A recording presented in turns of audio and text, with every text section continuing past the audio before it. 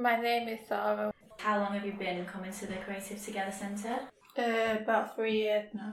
I didn't really have much going on, and so we thought to come and meet new people. And I made very good with the new people, friends and everything. With the friends I've made, it makes me feel I'm something.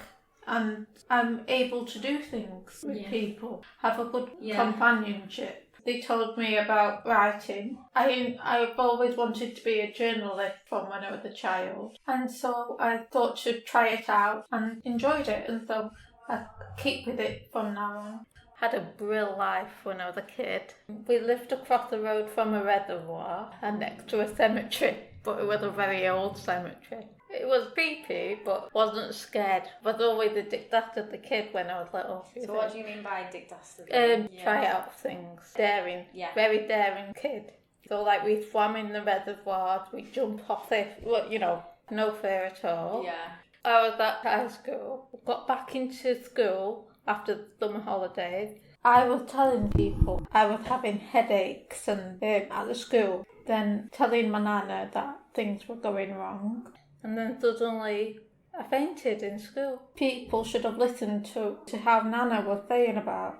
And the teachers told my mum that she was being a silly girl. Yeah. My mum and dad was thinking I was being a naughty little girl as well. But then my nana kept on telling all the adults, everyone, she'd having a brain tumour. It wasn't she was trying to be naughty. It's something going wrong. She must go to the hospital. My nana was a nurse at that time. And so I suddenly fainted in the school and was sent straight to the hospital in an ambulance. I wasn't able to walk and was in hospital for a year, 7 years old when I had that.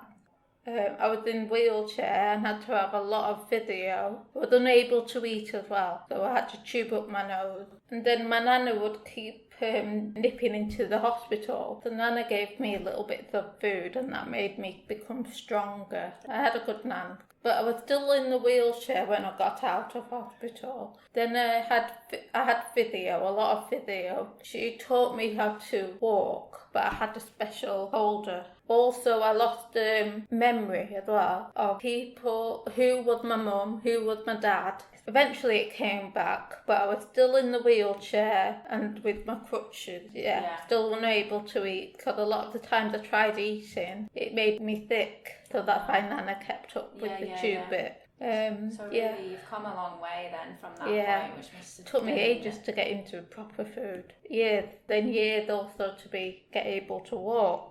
Yeah. That's why I'm still wobbly. I'm still very wobbly. My brain tumour's on my left side, and also my hearing's better on my right side. Yeah. The brain tumour affected my hearing because I went through a lot of physio. She taught me how to use my hands again and how to use my legs again. But it didn't help very much with my left because it's a bad hand anyway. Yeah. So like if I'm trying to carry stuff, it always wobbles with it. I've still got the slanted talk from when I had my tumour. I lost my speech with the tumour. I am strong now, and I want to keep with how I am now and what I'm doing. And I'm sick of that I'm not able to go out on my own. I've done with carers, using the train and the buses and all that, and do little walks and everything. But I think now, because I've become stronger, but my mum always worried about that, and that gives me a headache, seeing how she worried. She's always been there for me. It's good, but not good, in a way. And now that I'm older and stronger, I'm going to try, with Stephen, to get out on my own, to catch the train, just me and him. I'm going to try.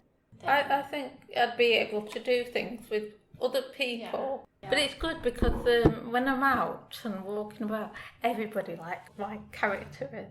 Always saying, like I ask, how old is your kid? Or, you're looking really nice. Everybody gives a good smile back on me. And I think I'm the only one who does that sort of thing. I think it's my character. Yeah, but when you warm, it like invites that warmth back from people. Yeah, definitely. So where do you think this like warmth and bubbliness comes from then? That comes mostly from my dad. My dad did a lot of monkey stuff when I was a kid, and so I've got that style. And then my nana was like that as well. And so because I stayed at my nana's after I was ill, I still had the comedy in me. And like now, I've still got that because I've still got my childhood in me. Yeah. So I still have that when Dad's around me. He'd get me rings as well when I was little, but not real silver, of course. Now he gets me real silver. I've had it as well, where if I forget my jewellery, I have to walk home to get it. When I was a kid, it's one of the things I'm like. Everybody went for gold, so I went for silver. Everybody went for Boyzone, so I went for Backstreet Boys. Everybody styled of what clothes they like. I always went for different style of clothes. Now that I live on my own, I just do it how I like to do it. When I was a little kid, he'd get special things of Betty Boop and put them around the house. And she had those lovely dresses. And so that's what got me into Betty Boop. I've got handbags and handbags of her. I've got pyjamas of her. I've got statues of her. You name it, I've probably got it of Betty Boop. And then I've got a cover, but it's too big for my iPad. Yeah, I might have to get it off the internet with Dad.